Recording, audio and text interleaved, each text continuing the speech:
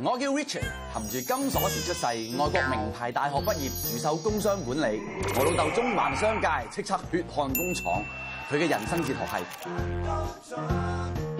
為咗賺到盡，工廠貨物充斥走火通道，佢都一於少理。點知一場大火，死傷無數，令佢變成家陣仲要我養埋佢添。早知我聽阿爺話，做生意都要講社會責任。送貨啊！喺嗰邊得啦。好。今日想食啲咩啊？西式沙律啦。唔使錢喎，唔要啲貴啲嘅。想食清啲啊嘛。OK。Beyond 啊？係。做乜我個人食嘢唔使俾錢？哦，佢失咗業好耐噶啦，咁我哋諗住幫下佢啊嘛。佢幫我哋送貨，我哋請佢食嘢。幫人咁幫嘅咩？點解唔直接俾錢佢啊？好似唔一樣喎。有咩唔同啊？我又講唔出有咩唔同啦，總之就覺得有啲唔同啦。係喎 ，Richard 少華，不如你都叫翻個沙律啦，我哋啱啱翻咗有機菜。做乜我爺封信會喺度㗎 ？Sorry，唔記得咗俾你。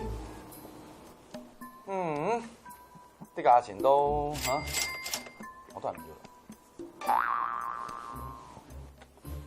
係喎，可以賣貴啲，一定有商機。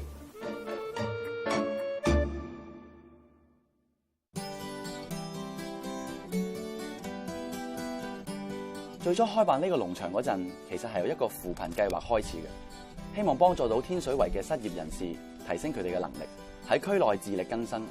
而種植有機蔬菜亦都可以推動綠色生活，教育市民，一舉幾得。塊地細就細啲，不過起翻100幾十個單位都有得賺嘅應該。要嚟種菜嘥啲喎。咩事啊？冇，我阿爺叫我嚟體驗下耕田生活喎。哦，咁啊要問下我哋嘅社工先得啦。社工？係啊，我哋嘅負責人係社工嚟㗎。乜社工都識做生意嘅咩？即係我哋社工咧就係識得係付出。咁其實咧計算好差啊！咁呢一個係我哋嘅命定嗰個弱點。唔計算嘅方法最簡單就係我哋唔賺，就大家攞個心出嚟做。要貼租金，我哋唔會覺得係蝕，因為做一個社會服務機構去搞社企咧，個原則就係覺得呢個係服務嚟嘅。我哋策略地咧係好似係扶貧，但事實上我哋想咧呢一班農夫咧唔係我哋去俾一啲錢佢，我哋想佢有一種價值，就係靠自己嘅能力去揾到自己嘅生活專業。財仔啊，你以前做咩㗎？我以前咧就做廚師嘅，不過上咗年紀啦，50歲啦，就人哋唔請。唔請啊，即係炒咗你咯喎。係啊，炒咗咯。你呢個政府都有綜援㗎嘛，咁你使乜咁辛苦翻嚟呢度耕田啫？咁我覺得咧就喺度耕田咧就自食其力，對個社會有一啲貢獻，仲好過咧喺度咧就坐食山崩咁樣咧就唔係咁好咯。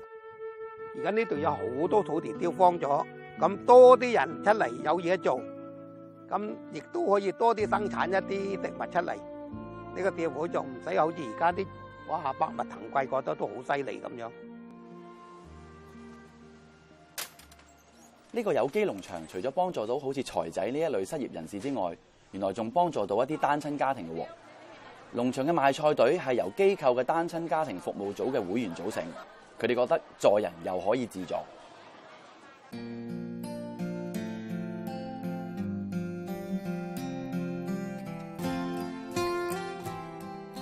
呢度雖然只得幾斗農地，但係佢栽種咗唔少嘅有機蔬菜俾我哋食用，培育咗市民大眾對綠色健康生活嘅知識，亦都栽種咗唔同嘅人生。